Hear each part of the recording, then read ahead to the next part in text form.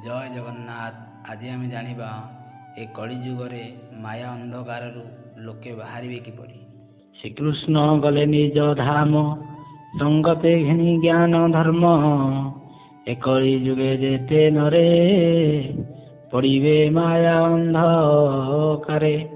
ତାହାଙ୍କୁ ତପନ ଉଦିତ, ହୋଇବ ଭାବେ ଭାଗବତ।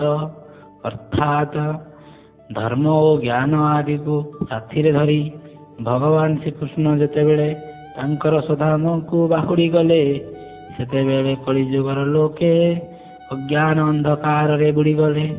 ସେହିମାନଙ୍କୁ ଜ୍ଞାନ ପ୍ରଦାନ କରିବା ପାଇଁ ଏହି ଭାଗବତ ପୁରାଣ ରୂପୀ ସୂର୍ଯ୍ୟ ଉଦିତ ହୋଇଥିଲା।